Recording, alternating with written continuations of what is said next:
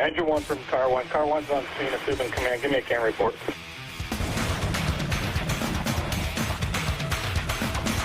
What's going on, everybody? This is Mike Goldstein, stickers of the CAN report. Nozzle Tov. We got a friend coming from Texas, Mr. Pete Bowman. I came highly recommended from a good friend, Joe Johnson, down in Texas. And if anyone knows Joe, that's a complete compliment. And Joe is extremely passionate, and he loves to promote people that care about the job as much as he does. So we have Pete Bowman, and I'm excited to talk to him. He is an aficionado, if you will, down in his area with engine ops, and he's very passionate about that. So we're going to talk about that today, who he is and what he's passionate about. Pete Bowman, thank you so much for being on the CAN Report. Man, thank you for having me. I really, really appreciate being out here today.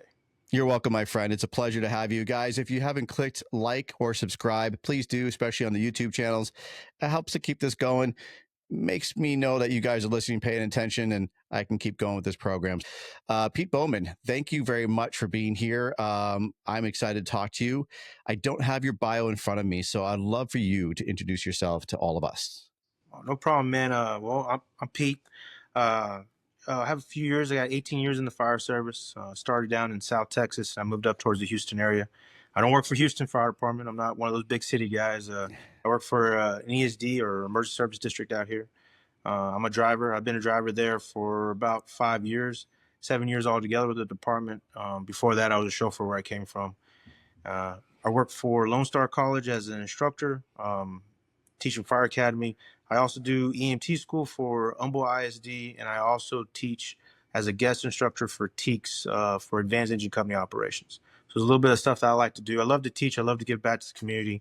I'm real big about that kind of stuff. The whole mindset is an old fireman's main job is to teach a young fireman to be an old fireman, right? So I'm in the middle, so I'm trying to do a little bit of both. Get to be an old fireman, but also teaching that younger generation. So very blessed. Oh, fantastic, dude. I love it. And you married, have kids? Yes, sir. I'm married, beautiful wife. She's not here right now. She's teaching a class, an EMT class as well. She's also an instructor. She's a paramedic instructor. So she did a little bit of time in the fire service too, but her niche is paramedicine. And then I have a daughter and a son. My daughter's here, but my son, he lives in another state, so he's not here. And I got 3 dogs, so you might hear them tip-tapping around the floor. So. Oh, cool, man. I love it. That's why everyone's, I think, has heard my dog. I have a Mastiff, and when she hears anything, she just barks, and it's pretty loud. So no worries at all. That's a great, man. That's a great background, dude. I love talking to dudes from Texas, because the way you guys put things is just so simple, and the phrases are great. And you guys are like just super humble and nice, and just love to give back. I can't say enough nice things about the dudes from Texas, man. I love to talk to you guys. Hey, man, well, we appreciate it. Let me tell you that, man. The guys down here, well, no matter how big or how small, we appreciate it. We really do. Absolutely. So we're going to dive into it, man. So I hear that you love engine ops. And since you teach it, you must love it and obviously know a lot about it. Your world is a little bit different than ours, because we have to deal with the wintertime, ice, snow, all that stuff. In Texas, obviously, I'm sure you still have to deal with non-hydrant districts.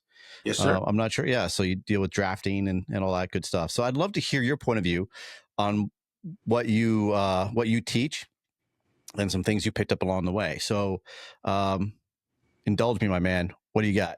Man, like I said, I'm very fortunate, very lucky that they let me teach, let alone that I was able to get this knowledge from a lot of different other guys. Don't get me wrong, it's not all for me. But, I'm a firm believer that the world has become a lot of lever pullers, right? We got a lot of guys out here who are pulling levers, but they never really taught why. They were never taught, why do we pump these PDPs, or why is preset set at this? Let alone, a lot of guys talk about, like, when it comes to drafting, suction. They're like, oh yeah, the pump sucks. The pump sucks. It's not true. We're creating negative pressure and using, atmospheric pressure to push water in a direction that we want it to go. Some guys don't even realize that there's a high pressure and a low pressure side to every pump. And those are things to think about. I just did a class the other day about that on intake to intake supply, or dual pumping was what we call it. I saw that. So yeah, I got a lot of questions about that, because it's just using the hydrant pressure to push water from my pumper, whatever water I'm sending it to another pumper. I get to be in PSI mode. That pumper gets to be PSI mode. Our pumpers don't fight each other, because we're trying to complement for each other's pressures. It's real nice. The only downfall is that as you get to the further pump, you can do 3 or 4 pumpers in a row if you had the pressure for it. But the further you get away from it, it's the less pressure, less intake pressure you have. So those are things to keep in mind. But I'm very fortunate about it, man. I'm lucky that my fire department allows me to do that. It allows me to go out and teach some of our younger generation firemen, and sometimes I get to teach some of the older guys. It's pretty cool when the older guys listen to me.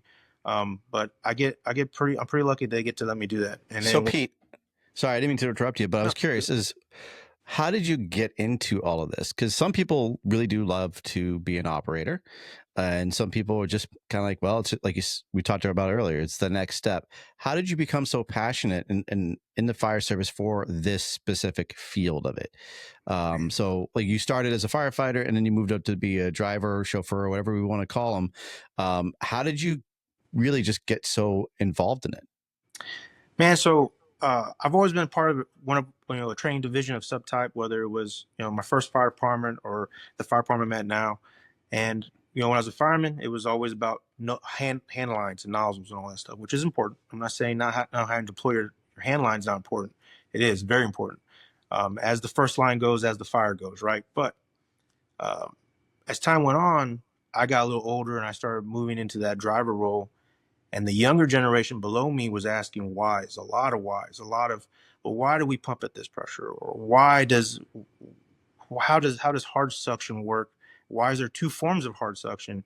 Low level strainers versus, jet siphon assist. They had all these questions. And frankly, brother, I didn't have the answers. I had no idea that the EOs before me told me this is how we do it, Pete. That's how it's going to be done. And I didn't ask why. It wasn't my generation, or my generation didn't ask why. We were like, yes, sir, no problem, sir. I'm gonna get it done. But that's not how this new generation is. This new generation wants to know more than just the meat and potatoes. They want to know how we cook the meat, how we cook the potatoes. And because of that, I got real tired of not knowing the why. And I tell guys, hey man, I don't know the why, but I'm gonna find out for you. And that's what it started at. It started with simply one young man asking one time, why, Pete? And I'm not having the answer. So I was like, I'll go find out. It's my job. I'm the EO. I'm gonna go find out this answer for you. And it just kept going. It kept snowballing. And one answer would lead me down another rabbit hole, which lead me down another rabbit hole, which then God knows leads you down another rabbit hole. Next thing you know, I'm on standpipe operations, right? And so I'm all over the place.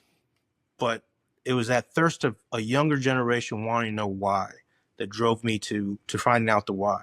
And that's one of the big things I love teaching is I love teaching that why. Mm-hmm. Love it, dude. So you weren't kind of like told when you started the whys, and you just were just pumping because, or just doing the operations just because that, again, that was just the way you told, shut up and do it. Oh yeah. Yeah. And so you're giving back to not only the younger generation, but you are giving back to yourself, because if it wasn't for them asking the why, you would never have gone looking for it. 100%, 100%, man. If it, you know, man, there's a lot of guys at the house, right? A lot of the older heads, they'll turn around and they'll say like, well, they'll ask whys to them. What? Hey, why so and so? The senior fireman, senior EO, senior officer. And they're like, because I said so. And it used to work for us. It used to work. That was the answer, and it was never good enough for them. And I see this a lot, man. I see this a lot in the next generation teaching the fire academy. I see it a lot too. Those guys, the young cadets today are asking a lot of whys. And it really humbles you when you don't know the why. And you're like, well, I don't know. And I think too that the whys get asked because they're now in a generation of it's at the palm, it's in their palm of their hand. yes. So if you don't have it, they're gonna go look for it. But they might look for it already, and they already might have the answer, right? They're already looking at the answer while they're asking you the why. Because I know I do it. Like as I'm asking the why, it's right here. I just want to know why we do it that way.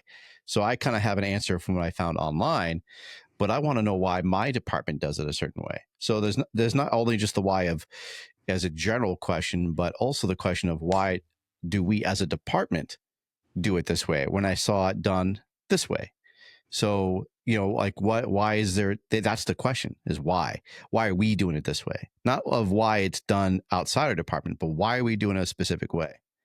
Oh yeah. And I get that a lot too. I'm very fortunate and I'm gonna say that a lot. I'm very fortunate, to God be the glory, of course, as always. But man, like I worked for several fire departments over the years, and I have a part-time job. I love going there. It's a good place.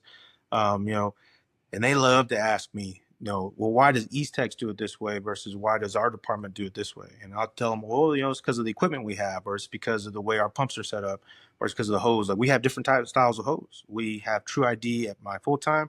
I have Combat Ready at my part time. So different friction losses, different expansions. And then when you start talking about that, and you start talking about, well, that hose isn't even, 1.75 inches. That's 1.88 or 1.82, depending on the type of hose, depending on manufacturer. We're looking at closer to 2 inch these days. So then that's why our friction losses are lower on a lot of our hoses. And then of course we have the lower pressure nozzles. And those are all those things where it's like, as you start adding them up, it's like, okay, Department A has a certain type of hose, certain type of nozzle. Department B has a different. Well, why does our neighboring department flow do a different rates? Well, it's because our hoses are different and our friction loss is different. And then don't get me started on selective flow fog nozzles.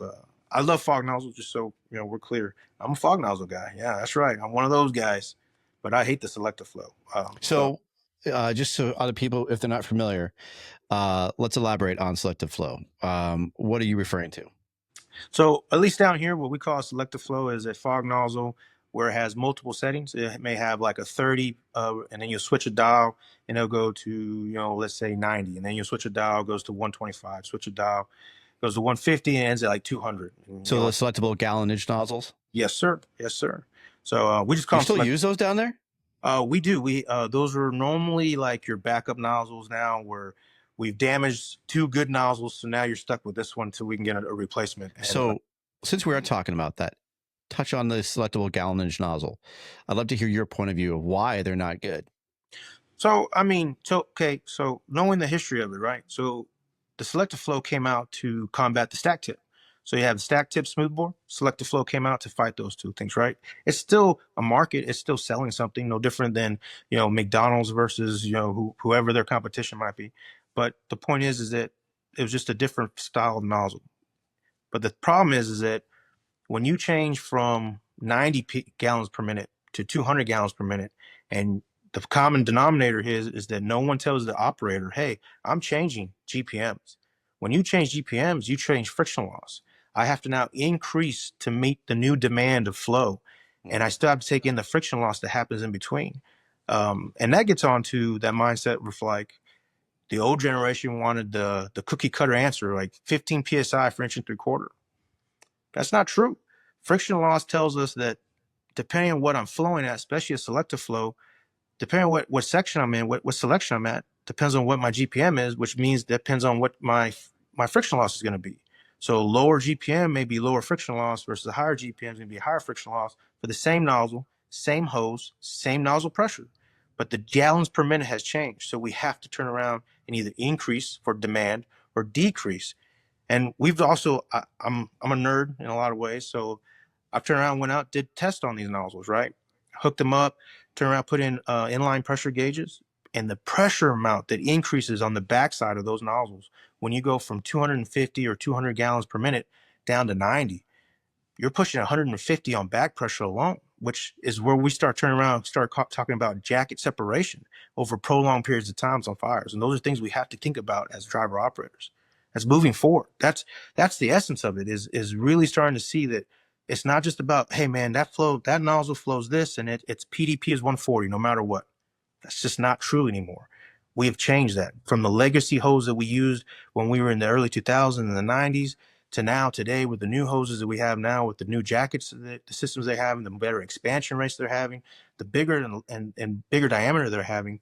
And then on top of that, we're talking about lower pressure nozzles now. The selective flow, 100 PSI fog. Fixed gallonage fog nozzles can be 50 PSI. So you're looking at 50 PSI reduction in your nozzle pressure, which is 50 PSI reduction overall the whole system. And that's when I start, I tell a lot of EOs this. Firemen say, kinking. Man, the hose was kinking real bad. But an EO should say, man, we had poor jacket expansion. And that's what was causing these kinking problems.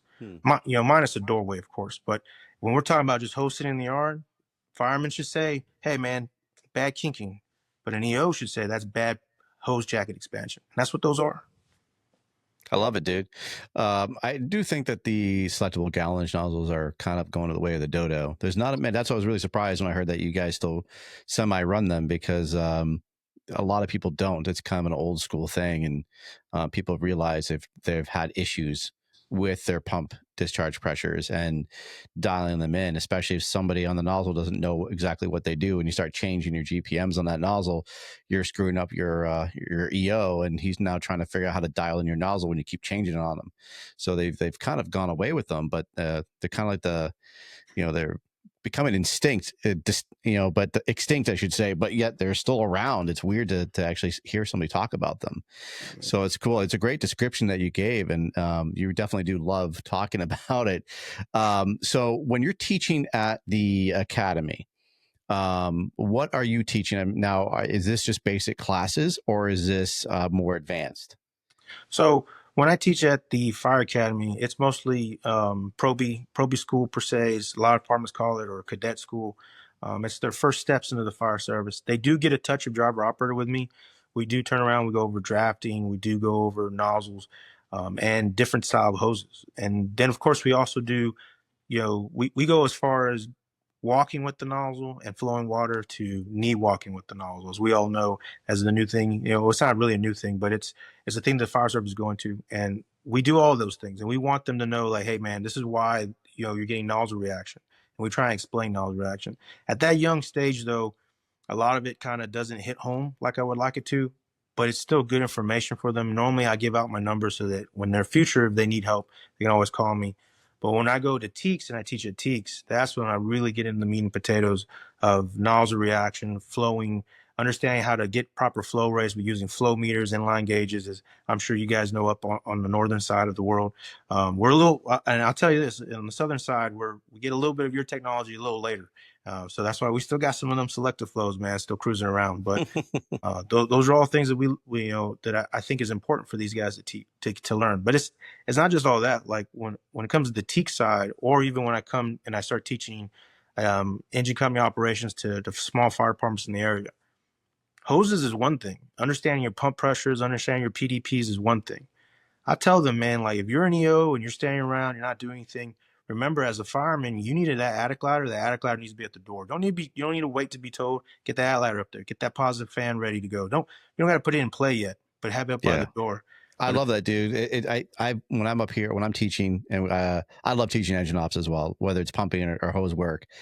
That's a big thing I touch on, is that the engine operator is usually the busiest person on the fire ground.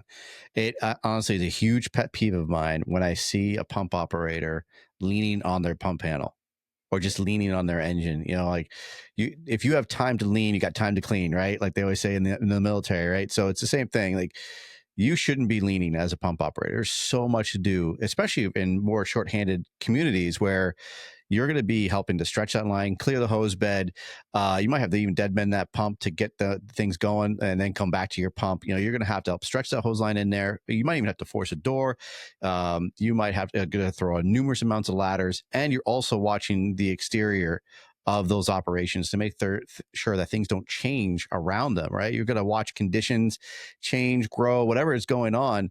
And then you're pretty much, as they're working inside, you're going to be relaying that information to command or to your dispatch center. So there's a lot to do. And even when you get more people to come to that scene, you're still doing stuff. You still now got to get your water source established. There's all these things that go on. And it's not just a 1 minute deal. Like you should be tired. You should be doing a lot of work. And again, it's bothersome when I see people lean and just go, well, I set up my water source. Now there's nothing else to do. And I'm going to just lean on my large supply line and just watch the show. Brother, man, you're 100% right. And it kills me. It really, really does. One of the big things that I've been trying to push lately down here on the southern side, or at least in my area, of course, is for promotional exams for EOs. I think reading smoke should start being a part of those promotional exams. All EOs should be having to go to a reading smoke class, because who's standing outside in the front yard waiting for the next engine company to get there? Who's watching the house? Who's honest to God your safety officer for the first 5 to 10 minutes of a fire? It's your EO. It's that engine operator or the ladder operator. They're the ones, though. ladder operator may be on the rear, turn around, forcing a back door, turn around, getting that search. So, I'll give them that. But engine operator wise, you're up there in the front, man, and you need to keep those eyes out for your guys. You're 100% right, man. I know that here in our area, our engines run a little different. We run a little heavier than y'all. At least I think so. I might be wrong, and if I am, I apologize. But we run K12s. We're in chainsaws. We run RIT packs. We run a little bit of rope bags as well. Oh, we got it all.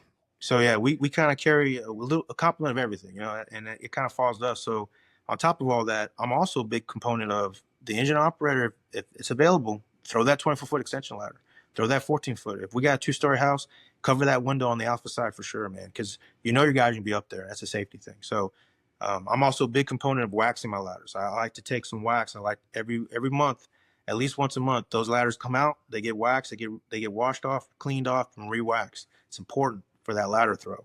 And single man ladder throws, it's an engine operator's job all day long. We were throwing this was about a month ago. We were doing some work at one of my stations, and we just decided to throw some ladders, and it actually, the halyard broke on it. As I was throwing the ladder, I was pulling it, and it just snapped. It was your typical, twine rope, and it snapped. And it was like, man, I am so glad this happened right now. Oh yeah. And not on the fire grounds, because that would have been real dangerous, right? So, like you hit a good point that we should be pulling out our ground ladders not just once a year for annual testing, but cleaning them, waxing them, checking that rope, checking to make sure that organic material is actually not frayed and becoming worn out. And at least, like I said, thank God for me, it snapped when we were just doing some simple training and we were able to fix it. But those are important components. As a pump operator, you're doing it all. Your engine's got to be good to go. And we are the same. Like we carry a complement of saws.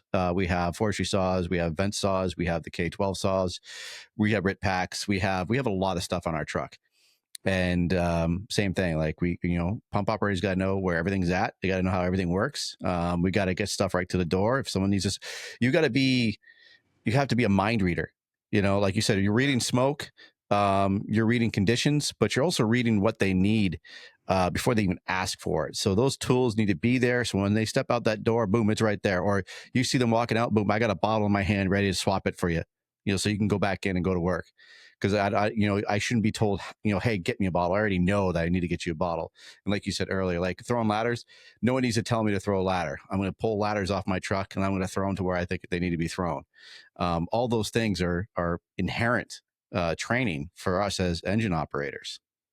Man, and I agree with you 100%. That we're on I love it, man. We're on the same page. And I kind of want to now I want to go out and just do stuff. I want to go out and train, and that's a big thing for me. I love doing that. But I will say this too, and I was talking about this actually today. I was at the gym and I ran a couple of young guys, and we were talking about at the gym today.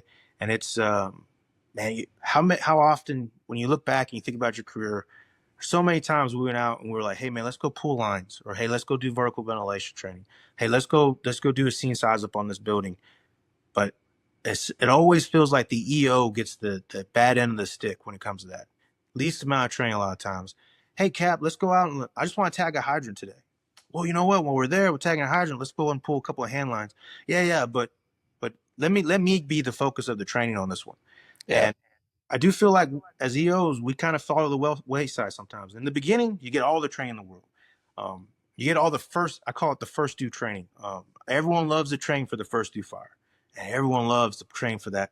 Man, I'm gonna be first in. I'm gonna catch my own plug. I'm gonna pull 3 hand lines.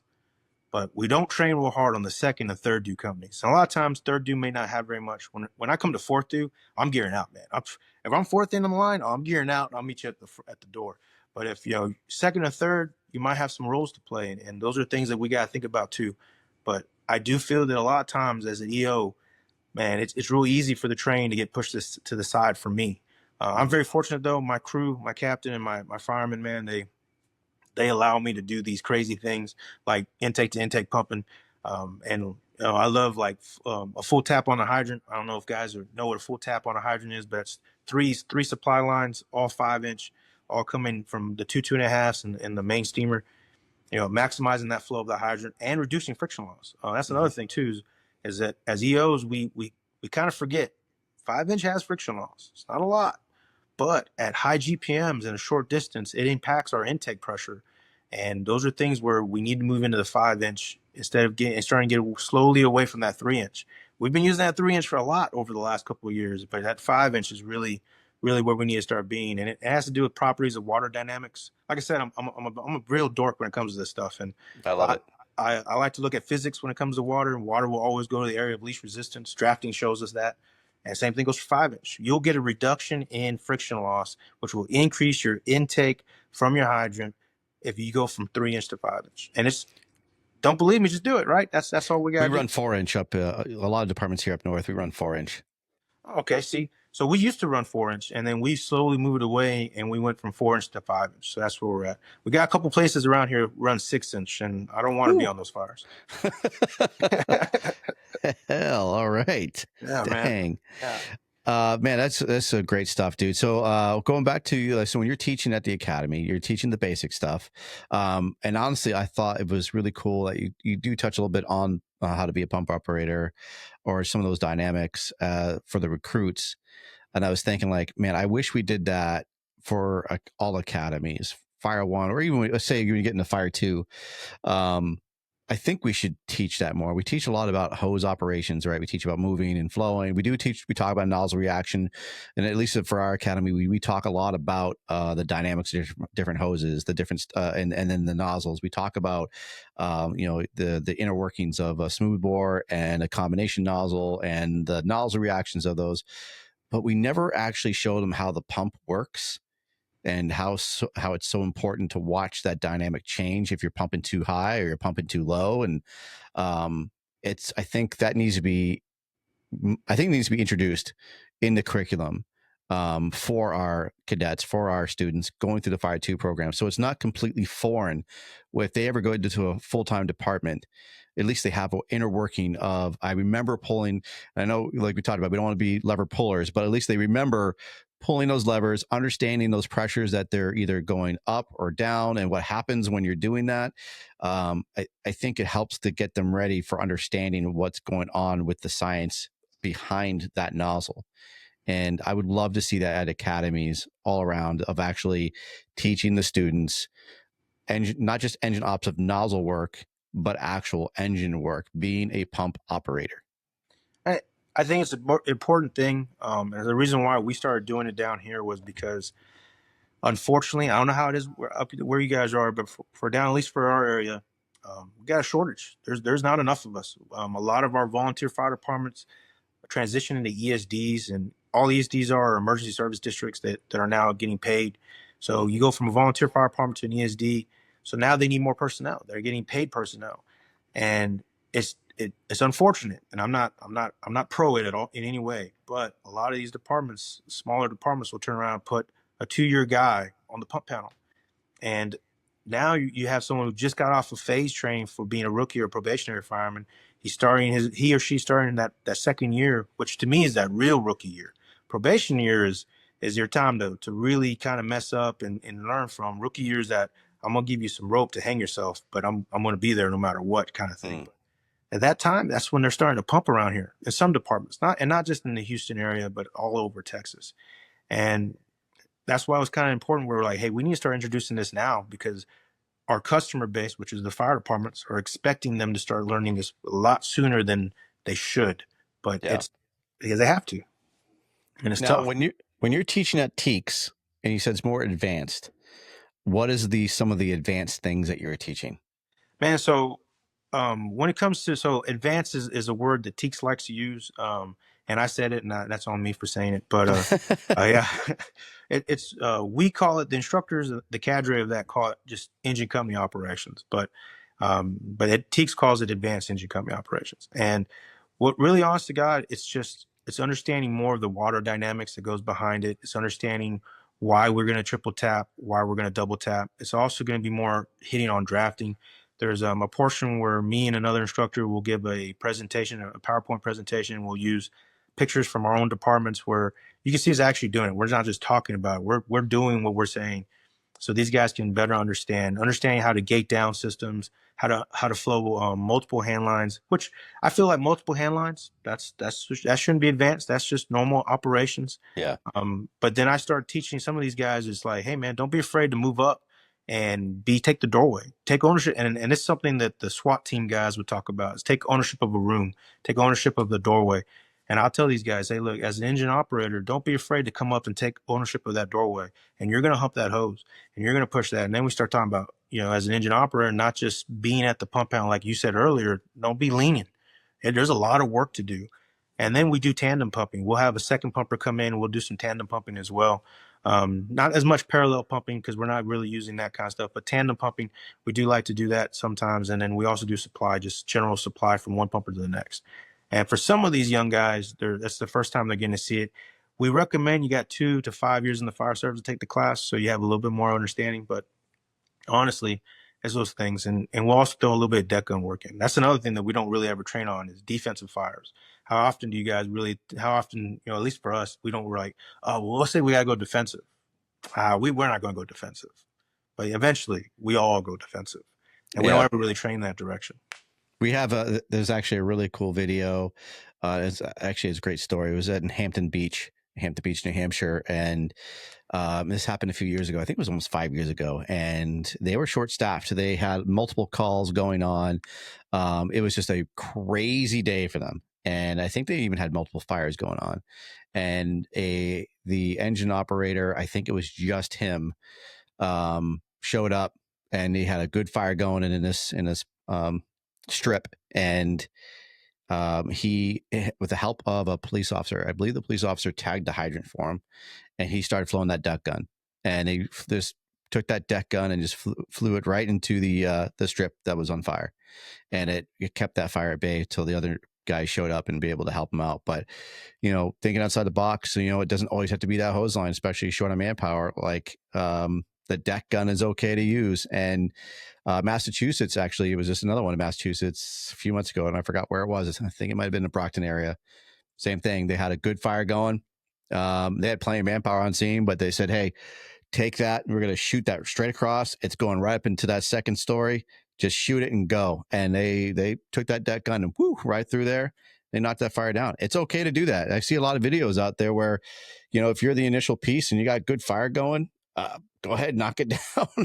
If you can get it going, it's eat up a lot of your water. I mean, you get almost 1,000 gallons a minute flowing. Make sure you're attached to a hydrant so you don't lose your tank. But there's nothing wrong with doing it. It's if you got fire blowing, take care of it. No, and amen to that, brother. Like, honest to God, it's one of those things where we're so hesitant, right? Oh, well, we're using a deck and we're going defensive and we're losing this fire and we're going to be on the news. It's going to look bad. The other companies are going to make fun of us and all sort of stuff. You can get a hard reset with the deck gun and be back in the fight, where a fire you were going to lose and now you're going to win. You're coming in for the W, and you just need that little bit of assistance. That's all it was. That's important, man. And we had a fire not too long ago, similar thing. First arriving pumper, they get tied up attacking, trying to get access to this mechanic shop. The fire spreads and starts, threatening the neighbor's house. Man, the second dude, an engine, hooks up a water supply, supplying engine one. He sees it, doesn't even hesitate. He hops up there by himself. No one told him anything. He hits that with a burst from the deck gun, resets that side of the structure because the guys weren't inside. They were still trying to make access, and bought us the time we needed. And he got us supply. Guy came out looking like a hero, man. And I love what you said, that you hit on that one little point right there. There was nobody inside. And that's really obviously very key, is when we're talking about deck gun operations, we're obviously making sure that we don't have men operating on that floor and knocking them down and taking out the floor beneath them and then falling down into another area of the house. So obviously deck gun operations, we're still being smart, and we're making sure we don't have victims or other people inside that building where we're going to potentially endanger them anymore. No, of course. Like, we don't want to, because I don't know if anybody out there has ever been hit by a deck gun or it will take you off your feet and it will hurt like a mofo. It does. So almost 1,000 gallons of water coming at you. Oh yeah, and it easily full takes force. Yeah, boom. Next thing you're standing up thinking, I mean, it's going okay. Next thing you know, you're like, what happened? Where's everybody? Yeah, it happens. I love it. I've had that happen to me before. It was it's a young guy, didn't know any better. He didn't know his deck gun valve was open. He charged it, boom, hit me. And I was just like, wow, okay, well, that's what that feels like. Never forget that.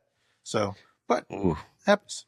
So, And now, when you're teaching your engine ops class, you got to have a lot of patience for that, oh right? man, There's a lot of moving parts.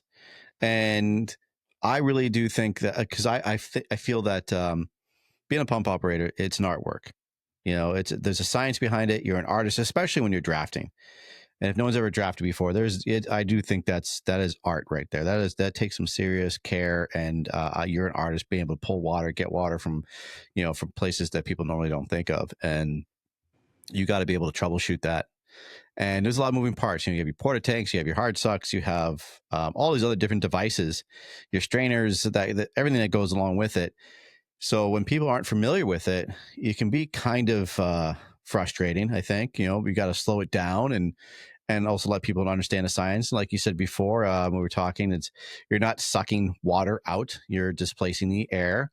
But you have to slow it down, and you have to tell people that. And how do you go about when you're doing those type of bigger operations, when you're getting into the meat and potatoes of drafting? What is your style? man. So when it comes to teaching that kind of stuff, my like, I love it when it comes to drafting, because there's so much equipment. So I know it sounds kind of silly, and I could do this in a PowerPoint. I could, but I don't like to do it in PowerPoint. I'm not a big PowerPoint guy. So I'll take my class outside, and whether it's 5 guys, whether it's 30 guys, whether it's 50, doesn't matter. We're gonna go outside, and you're gonna look, and you're gonna touch the low level strainer. You're gonna touch the barrel strainer. You're gonna touch that jet side assist. I want you to touch. I want you to feel and look at that hard suction and the different sizes and different diameters of hard suction. There's also difference between hard suction for drafting and hard suction for hydrants, which aren't the same thing. One's made to be under pressure versus the other one's made for negative pressure. But we'll talk about that too. And the real easy way to look at it is one's wrapped and one has a different style coupling. So, but we talk about those things, and they get to see everything first. And then once we've looked at everything, I'll ask, hey man, who got questions? What's your question on this? What's your question on that? I get some good questions. I get some out off the wall questions. There's always the crazy what if, like what if a helicopter crashed into the pumper? Well, then we're done. That's it. That's over, man. But and after we've done all that, then it comes to the setup, and I'll turn around and we'll go out there. I'm gonna put everything together. I'm gonna do it. You're gonna watch. If you have questions while I'm doing it, I'm gonna be explaining every little thing, every little part, any moving section. Do you have to use the jet siphon portion of the jet siphon assist? No, you don't. But it helps. But you don't have to use it. It also helps for circulating water, so you don't have to circulate water somewhere else. And we slowly hit every little part, and then once we've done all that, we get our first draft. I love to turn around when we do our first draft. You can hook up to the intake if you have the right couplings. You can hook up directly to the tombstone or the intake, but I like to take it off just because I want them to hear that pressure change. I want them to hear that air movement, and all of a sudden you hear that primer kick on, and you see the hard suction pull down into the water a little bit, and man, we're pulling. And I start telling them like, look, I'm yelling, because I got the pump going, and I'm a loud guy, so I'm yelling at these poor guys. And look at it, it's starting to. Here it is, it's starting to pull. And you start seeing the hose kind of start lowering down. You start seeing all the water movement. They hear that changeover finally. You hear the pump just boom, boom, and it makes those loud noises, and it takes it. And you got that first prime. And I tell them, like, there we go, boys. We did it together. And they're like, well, you did everything. Like, no, you were here. I was here. We did it together. So that means that before they've ever turned around and touched really anything, they've already technically gotten a draft. So now we're just going to build on that. That's all we're going to do. We're going to build to the next one, build the next one. And we'll break it down, lose the draft, do it again, over and over again. Every now, some guys, don't get me wrong, some guys need a couple of them, need more than a couple. But that's okay, because they're going to be part of another team, and like, hey man, I want you to get back into this other team, help them, because you need a little bit more time on it, and that's okay. It's just about taking time. The hard part, I think, about EOing, doing the training for a driver operator, is the time. It's a lot of time. It's not one of those things where we can pull the hand line once and just keep flowing it over and over again.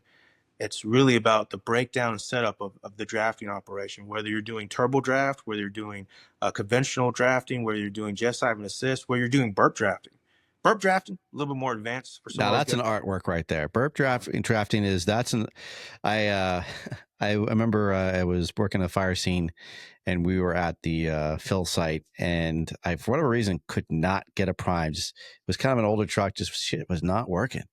And so we tried to burp draft. I tried to burp draft it, and I couldn't. I just could not get it done. And the deputy chief I was with, he nailed it. He did it. He did a great job of getting that. And it's one of those skills. Like if you have to really practice on that, it's not easy. There's a lot of movements involved in that one, and that's something I still need to practice on to this very day. I am not proficient in that one. Man, and like I love. We'll do it like in a small setting sometimes, the burp drafting, and when the guys are sitting there and they see all the things that have to happen, and I can do it quick. Like, I got a buddy of mine who I work with. He does it way better than me, but I can get it pretty quick. And when I do it, they're like, "Whoa, man, that was way less than using the primer." And I'm like, "Yeah, man, burp drafting, it's a big risk, but you get a good reward out of it." But you're putting the truck in a stressful situation, and if you're okay with that, and you're all right with putting it in that position, you can get an amazing draft quickly without using a primer. And a lot of times we'll graduate to that where, hey, man, we've gotten a couple of good ones, good draft, conventional drafting, as I call it, just good old fashioned primer work. Well, you feeling confident? All right, man, let's try a burp draft. And I'll do one first. I'll show them.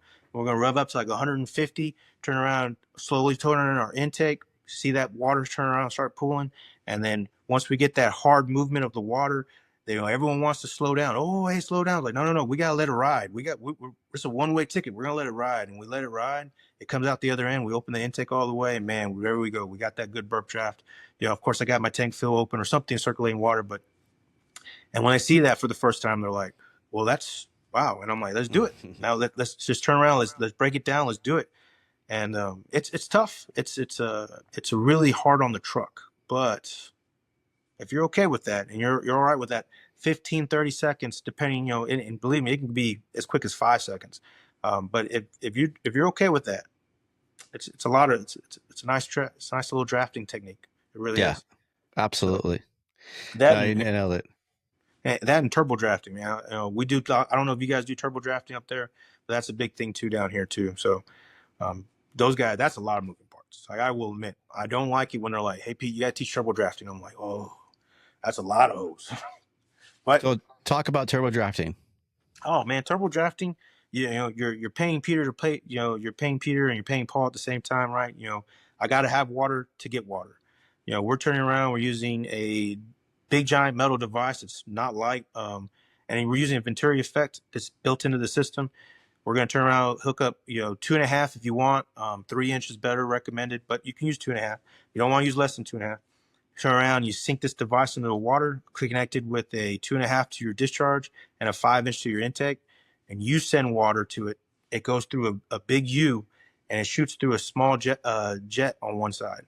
And that jet turns around and gets you that jet siphon, or that Venturi effect, that pulls water in, and you guys spend water to get water. But the water you can get and the amount of maintaining you can do with it is really, really impressive. We use it a lot for our dump tank operations. So if you're going to do a dump tank operations, instead of the water coming back to our truck and then us trying to resupply, we'll turn around and do that to a dump tank, and then we'll pull a double draft out of a dump tank. So we'll have our turbo draft going and a conventional draft out of the dump tank, and we'll be supplying other apparatus. And then there's always dual drafting, which I love when I started telling guys that you could do this twice with the same fire truck, not just one time, but twice.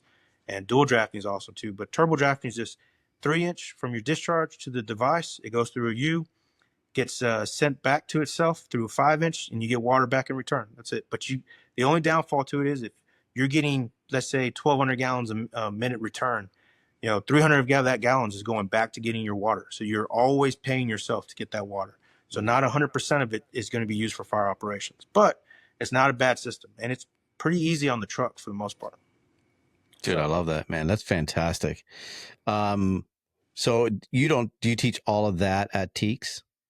No, so at TEEKS, it's more all that. So some of that stuff is done, but for the most part, no. Those are a lot of those little classes I get to teach on the side. Those are some of the little side gigs I get to do.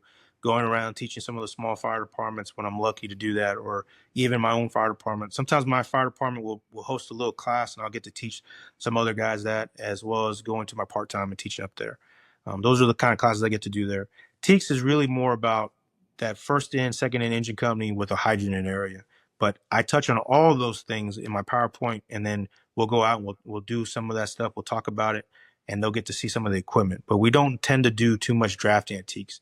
Their hydrants are amazing. They're industrial hydrants, so we actually have to do a lot of gate down. There's a lot more gate valve movement in it that you'd be really surprised about. And I got to show these guys more about how to lower pressure than it is to increase pressure, which is a pain, and to say the least. But it's a good problem to have sometimes. Yeah. Now, who taught you? Man, so that's a lot of guys, man. It wasn't just one guy. Over the years, there was a guy named and forgive me, I forgot his first name, but it was a Captain Clark from back home. He was one of the first officers for me to start teaching me. Did you say it was a Captain Clark, like my Captain Clark? Oh, is it your Captain Clark? Sorry. Clark? So we had, I thought you were saying referring to, so we had this icon in New England. His name is, he passed away, but his name was Captain Clark. Everyone knew him as Captain Clark and Old Clark. And I thought you were saying like that as referring to my Captain Clark. So you had a Captain Clark. I had a Captain Clark. Yeah. And he was the one who taught me. I'm sorry for your loss on Captain Clark, though. I appreciate it, brother. But I had a Captain Clark as well, and he taught me. He was my first training officer, and he was the one who instilled in me that if you know something, you need to pass it on. If you know it for sure, you need to pass it on. And then my first fire chief his name was Michael Clack, man, and that man believed in the heart of the volunteers. I remember I got a good chewing, a good. I deserved it. I earned this.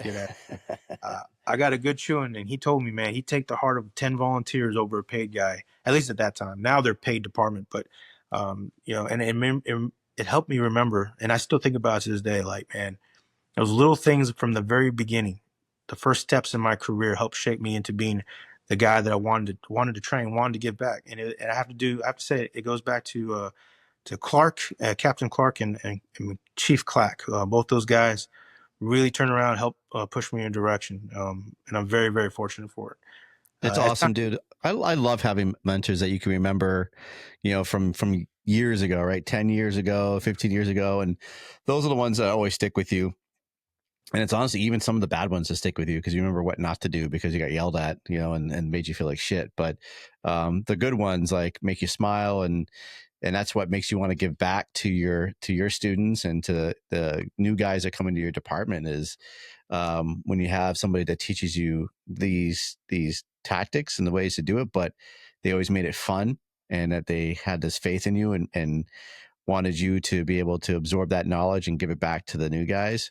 Those are the ones that always make me smile. So when I'm teaching something, it always makes me think of the ones that made me have fun when I was learning from them. So I love to be able to give that fun to those students and the new guys. Man, I think that's important. Is like a lot of my classes, I'll start off with like, look, I'll tell them like, look, man, just so you guys all know, I'm going to talk to you like a man, and I'm going to say some things. I'm going to be loud, and I'm going to be a little mean, and there's going to be some point I'm going to forget your name. And if things are going bad and the truck's cavitating, I may say something like, and excuse my French, but I might be like, hey, fuck face. And it's words of endearment. I tell them, I said, it's love. It's not me trying to be mean to you. I legitimately forgot your name because we've only met 5 minutes ago kind of thing. But at the end, I always tell them like, hey, did we have laughs? Yeah, we had laughs. Hey, man, did we learn something? Yeah, we learned something. Did I teach you something? You did. Did you guys teach me something? You did. So ultimately, did anyone get hurt? Well, other than some hurt feelings, no? All right. Then let me tell you guys, overall, it's a W. We're going to take a win for this one. And I think that's important, man, that as long as we're giving knowledge and receiving knowledge, it goes back to that old mindset. Once you've learned it all, it's time to retire kind of thing. There's always something else to learn. Mm-hmm. There's always another piece of the puzzle. I'm still learning to this day. I really, really am. Like I just found out the North doesn't use selective flows, so that's something I learned just in this moment here, man. Well, there's still some people that use them, but they're kind of, like I said, they're kind of like a rarity now. So when I see them on departments that I go to visit, I'm like, wow, holy crap, you still have one of these? And they're usually the dusty ones. They're tucked way in the back, so they have them, but they really don't use them. But yeah, I love what you're saying there, dude. Like we call those fire nuggets. So when you go around that group, man, and you're talking to your students and you're asking them, did you learn anything? And did I learn anything? We do that up here. That was what I learned from Captain Clark, my Captain Clark, that he used to teach at the academy. And once we finished our day on the drill yard, we'd gather in a circle, and then he would want to do fire nuggets, and he'd go around the circle asking everybody what they learned today, and then he would talk about what he learned today. So it's really important, and I do that when I teach. And I always give the reason behind why I'm doing this. We all talk about the why. So when I'm doing that circle and I'm talking about the fire nuggets, I explain to them why I'm doing this and why I want to learn from you guys, and I want you guys to know what you learned from me. And I learned that from Captain Clark, that he did for many, many years on the drill yard. And I love it because it's that feedback. Without the written feedback of, it's so formal, we're actually hearing it straight from the horse's mouth. Because if you go around that circle and say, all right, tell me what you learned today, and they go, that's the worst thing you can get. Yeah. Like either you weren't listening or I didn't do my job as a teacher. So let's try it again. So like you had to have learned something, whether it was just like, where the PTO was on the engine, like something must have triggered you today to have learned something. You took away something. I want to know what that was. Oh man. And to me, like that's the gift. That really is. Like, I don't get me wrong. Like, I love helping people. I really do. I love doing my job. I love making the runs. I love getting the calls. Doesn't matter 1 a.m. in the morning call, whether 1 p.m. the call. I love it. I love doing my job. But man, when I get to teach it and I get to see that student, or, argumentatively student, whatever you want to call them, that individual learning. And man, the first 15 minutes, you could just tell they're like, what is he talking about? And then at the end, they're like, oh man, it's this. It's as simple as that. It's just simply the extra water is what we're using. Or they finally hit that conclusion and it lights up in them, and you realize like, nah, this guy got it. This individual has finally realized what's going on here. And you're sending them away and they're going to better their department. I hope so. At least I hope. That's something that, I'm sure you've been to dozens and dozens of conferences. And that's one of the big things, right? It's always the 1%. You guys are the 1% of the guys who come to the conferences. Well, I think one of the disconnects is we don't go back and always teach it. And I'm always telling my guys, man, don't be afraid. Don't forget. Your job is to learn while you're here. But your other job is when you go home, wherever home is, you better start teaching. You better give the information. You better pass it, because that's what I'm doing to you. You got to do that's what you owe to me. That's the debt to me, is that you got to pay me back by giving it back to somebody else. We got to spread it, man, because there's obviously issues in our fire service. Across our nation, we have our issues, but we can start turning around and closing those gaps if we all just willing to listen a little bit and willing to pass on and not be afraid that, oh man, that guy's after my job. He's just trying to learn just like you are, and it's a promotional test anyway. So, but those little things, man, it really, really comes down to it is honest to God, just, man, being blessed. We're all blessed to get to do this. And then every now and then someone comes along, they find a niche, and sometimes it's hose handling. Sometimes it's pump operations. Man, there's some amazing officers out there. There's some amazing chiefs who are just changing the world and this way that we do see things. But you find that niche, man, you got to run with it. You got to really hit it hard, So I love that, dude. Yeah, absolutely. There's someone for everyone, right? So you just got to find it. You got to hone that. You got to pull it out of them. I think it's the biggest thing, again, as being instructors, being as motivators, senior men, officers, chiefs, part of my job is finding that and pulling it out of them. You see that spark, you see that niche, that a certain fire in them, or something they actually just seem to get really well, but they're kind of afraid or timid. It's our jobs to pull that out of them and let them know, like, hey, you're doing great. Let's focus more on this. I'm going to help you be even better. I'm going to show you some more stuff. And then they grow into be a great pump operator, or, a tailboarder, or, extrication, truckee, whatever. But it's us to be able to see that and be able to pull that out of them and help hone those skills and make them better than us. That's really what it comes down to, is that I want somebody to be better than me. And if you're jealous because somebody becomes better than you, then just leave the service. And again, in my background, I felt like that was the case with me from my previous departments. I felt like the more I started to learn and develop, I felt there was like a threat to certain people, and it wasn't honed, it wasn't crafted. It's just kind of like, no, you can't learn this way, no, you can't think that way, and you just stay at that flat line. And it's our jobs as being more senior. And again, it's not an officer level kind of thing. It takes all levels. Bring those people up, the young ones, especially the ones that you see that have that certain craft and then that certain spark. You got to draw that out of them and harness it and help them understand, like, I'm going to make you better. Cause I always say, I want you to be better than me. So I can look back, 10 years down the road and go, wow, that dude's amazing. And I can take some satisfaction to know, like, I helped to make that person a little bit better. It might be a little bit selfish, but that's okay. Oh, it's all right. Right? It's all right to be able to sit back and reflect on that and go, I did that, or I had a hand in that. This is gonna sound kind of silly, but we're just trying to be someone else's Captain Clark. That's what we're trying to be. Yeah. We're trying to be that guy where it's like, hey man, they look back 10 years and they're like, man, thank goodness Mike was there. Thank good he was there, with the C.A.N report and helping us out, helping me learn, helping me get better. It's those little things like that are going to shape the fire service. We stand on the men and women who stood before us. We stand on their legacies. And it's our job, as we stand upon their shoulders, to make a better foundation for the next generation, because that generation will stand upon our shoulders and the things that we did. And it's important that we give them a stable foundation for that. And I believe it, man. I believe it to my core. It might be kind of naive of me. It might be silly of me. Some guys would be like, oh, man, thinking too highly. But it's the truth. It doesn't matter what rank you are. We're all doing it right now. This is our turn. Guys turn around like, man, I wish I knew 10 years ago those were the best times of my life. Brother, if you got 10 to 20 years in the fire service, right now is your time to turn around and make that change. And if you got less than that, it's your turn to learn as much as you can, so that when that 10-year mark, 11-year mark, it could happen at 7. I'm not saying it has to be 10. It could happen at 7. It could happen at 5, depending on your area, depending on your department.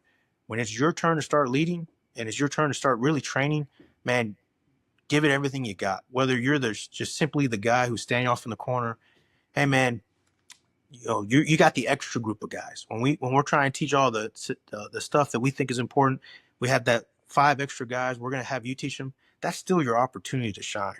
It doesn't matter how small you think it is, how insignificant you might think your role is in that training evolution. You're still out there doing it. You're still out there training. You're still out giving out knowledge, and it only builds you to turn around and take over for the other guys, the Ray McCormicks of the world, right? Someone has to take over Ray's spot one day. Some other lieutenant, maybe be from Chicago this time. Who knows? But someone's going to take over those roles, right? And it's our job to help them along the way as best we can. We got to, man. We got to give it back. It's the brotherhood, right? We talk about the brotherhood. We talk about the sisterhood. But, man, sometimes we don't show it all the time. And I know that has nothing to do with EOing, but it has more to do with like fire department pride, but still. Dude, that's okay, man. That's what's great about this program. It doesn't matter, man. We could talk about you, we could talk about engine operators, but sometimes we just love to talk about the pride that we have for this job.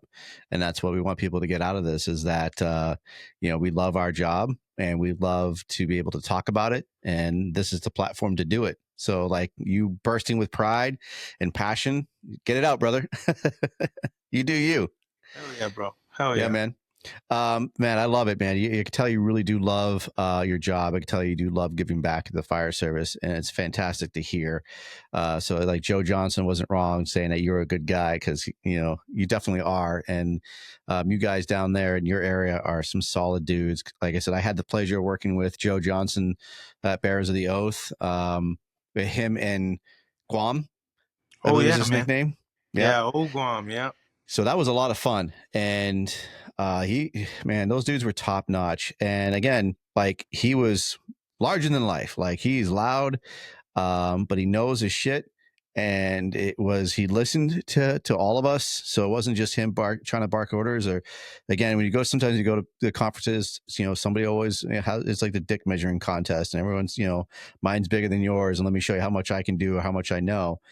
It wasn't the case. Everybody was very humble there, and working with Joe, like we all fed off of each other's ideas of what we're going to do for the next evolution, how we're going to succeed as a team. And, we worked on each other's strengths, and it was really cool to watch. And like I said before, the fact that I had never met him before and never worked with him, and we were operating and working like we had worked with each other for years. That's the brotherhood, right? Like that's when you work with guys who are dialed in, love the job, have passion for it, love to train, it comes out. Like it's the ones who are the slugs who sit on the couch and haven't done anything in 10 years, but want to talk about like they've done something just yesterday. And then they go to do the training. Those are the ones that usually stand in the corner afraid to fail. Yeah. And those are the ones that I see and go, okay, let's, I'm not going to embarrass you, but let's get out here. Let's do some stuff. Let's see what you can do. It's because you've paid money, you've been slouching for a little bit. Let's put you to work. So same thing with you, man. Like you're obviously you're not slouching. You're doing the work. You're educating yourself. You're doing your homework, and you're giving it back to others. Yeah, I appreciate that, brother, and I agree with you, man, 100%.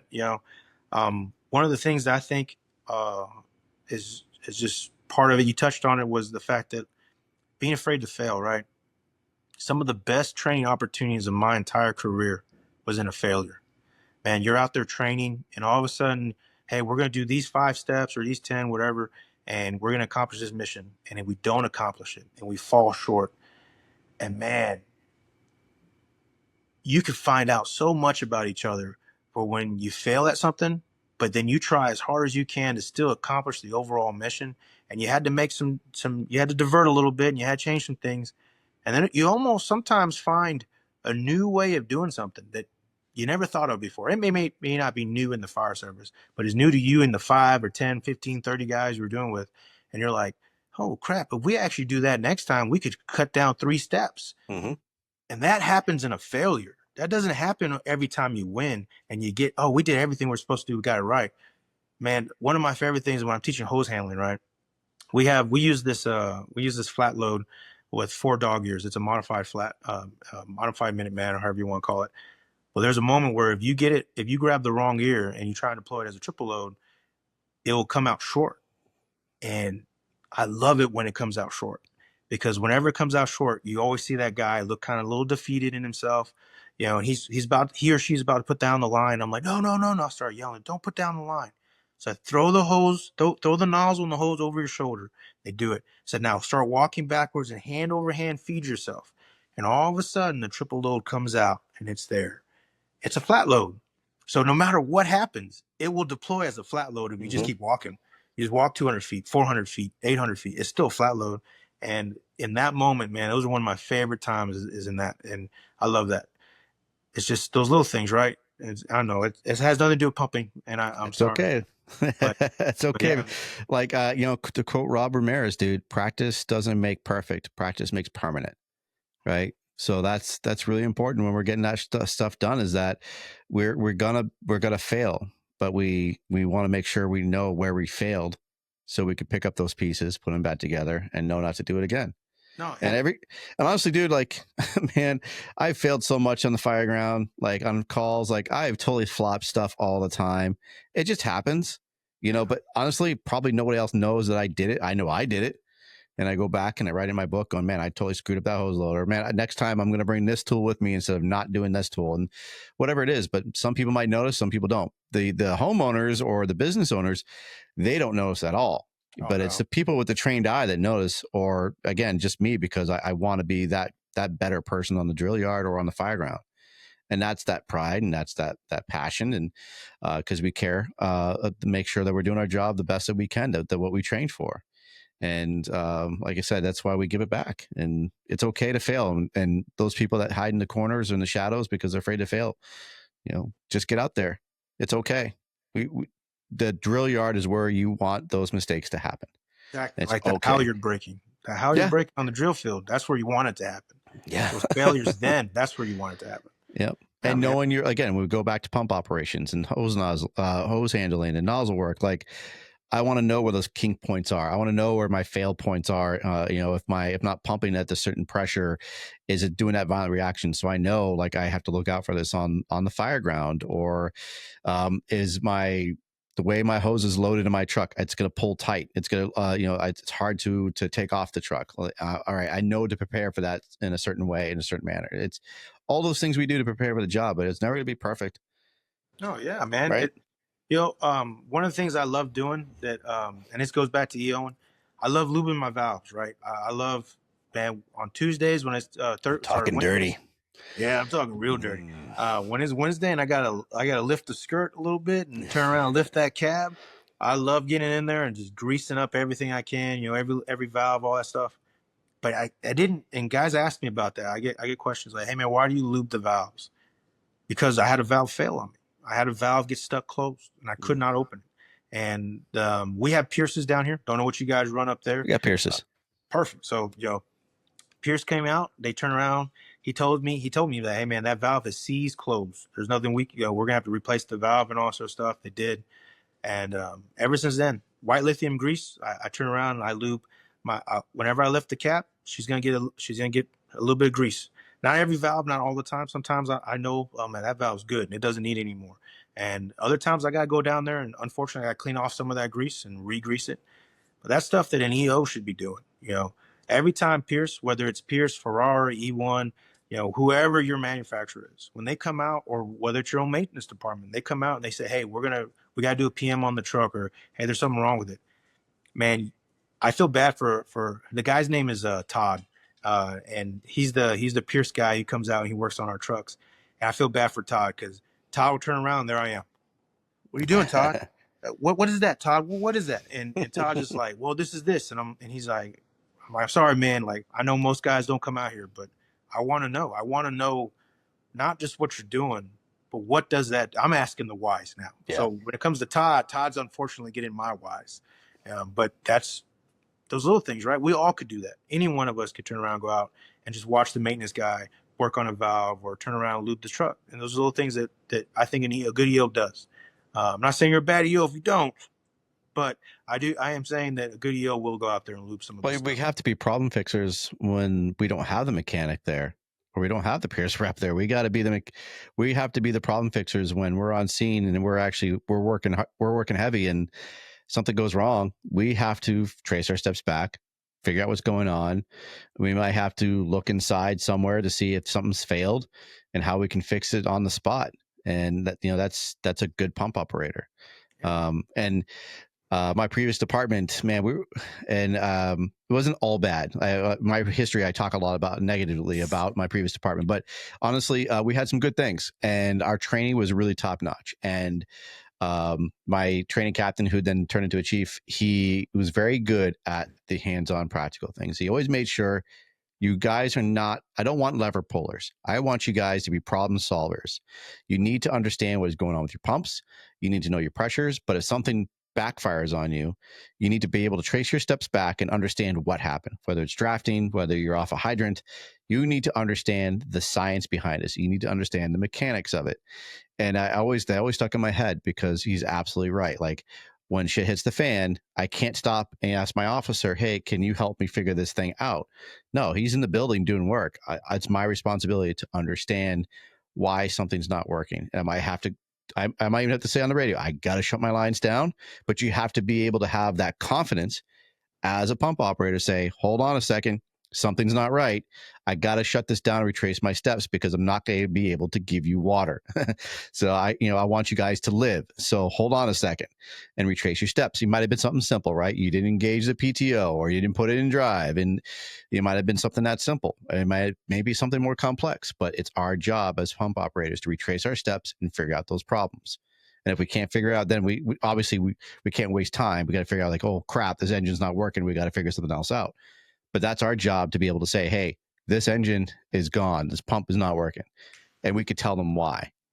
And it's what you said, man, it's a good pump operator is going to want to know why a lever is like this, or why you maintenance in that, why are you doing, like, those whys need to be asked, because when shit hits the fan, we can understand the mechanics behind it. You should be getting into your trucks, and my department is actually really good about that. We do a thorough check of our trucks before we start our shift. We're underneath that truck. We're checking everything. We're going inside and out to make sure that things are good, because God forbid something fails, it's on us. So you can't just pencil whip your truck checks as a pump operator. You really need to be, priming your pumps, checking your pressures, doing all the stuff that, we teach. We got to do it on each shift. No, man, and you're 100%, man. My captain, I love him to death. He's a great guy. His name's Torres. A great guy. He lets me get away with a lot of stuff when it comes to my training. But man, one thing that kind of grinds his gears is our shift changes at 6 a.m. And sometimes 7 a.m. I roll around the corner and he's like, "How are you so dirty?" I was like, "I was under the pumper."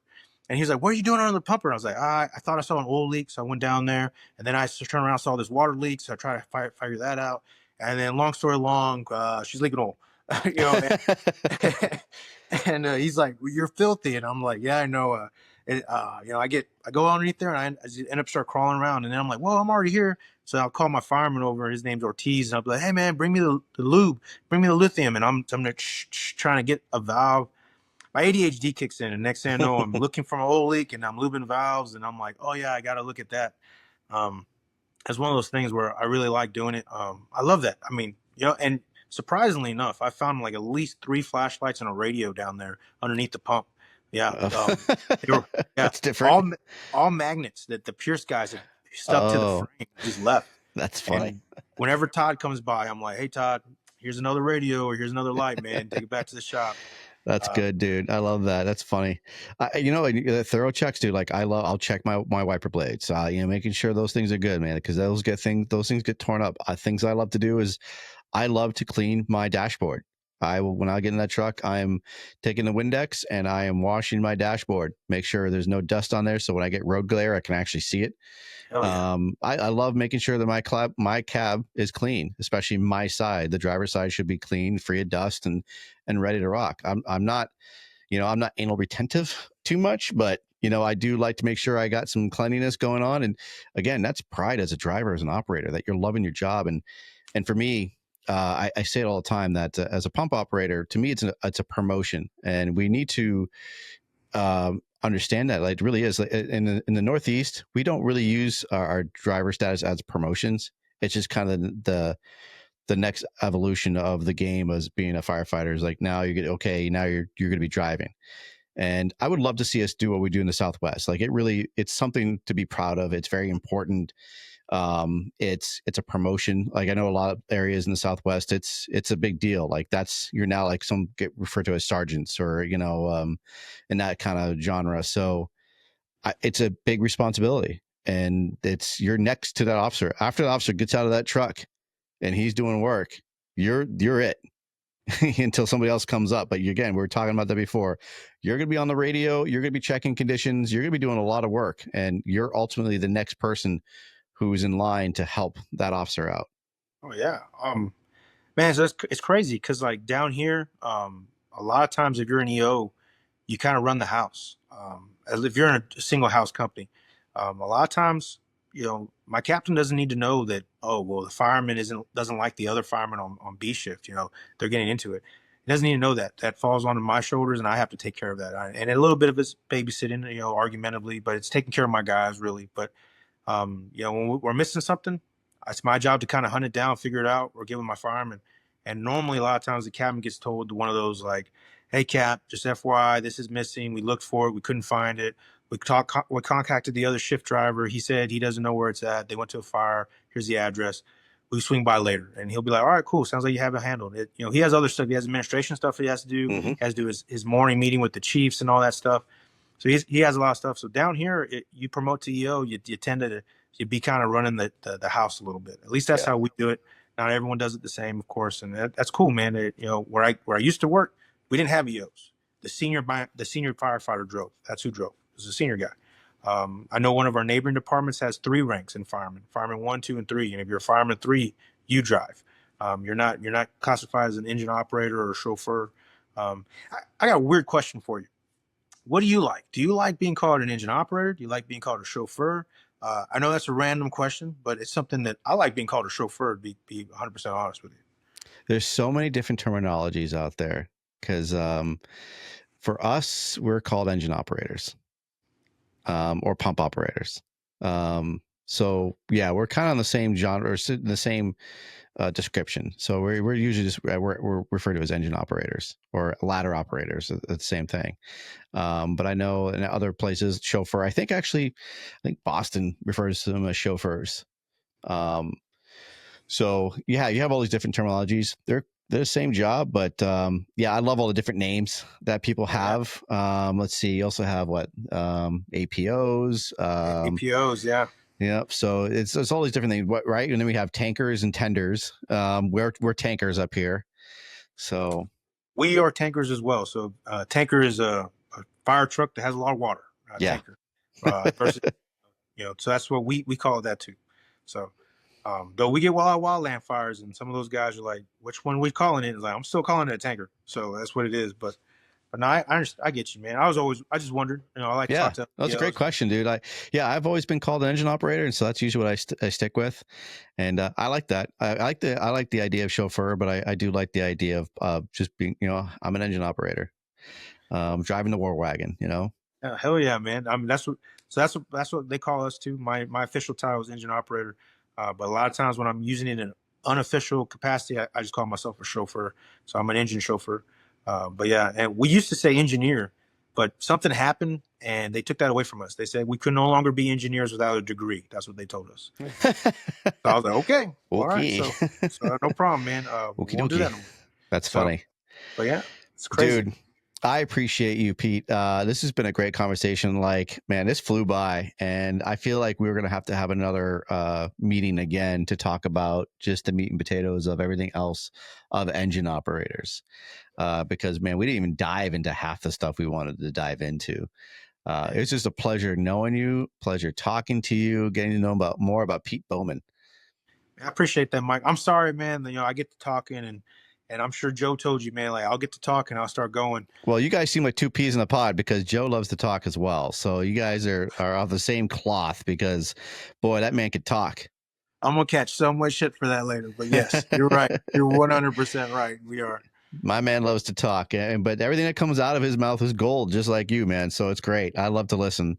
That's what I'm here for, just to listen. I love to have other people talk and tell me who they are and what they're passionate about. So obviously we learned a lot about you and what you're passionate about. And I hope to have you on again and we could talk more about engine operators and just everything else that goes along with it. And, talking about pressures and talk about nozzle work and whatever you want to talk about. So yeah, man, I'd love that, bro. And I'm sorry, man. Like I said, I didn't try and put it in a script or anything. I didn't try and keep on track. I would just show up and let's do it. So let's do it. Yeah, no, man. Like I said earlier, we here on the C.A.N Report, it's just we go by the seat of our pants. We dive down some rabbit holes and see where we come out. So I enjoyed this conversation very much, Pete Bowman. And where again, if people want to get in contact you, is which department are you on?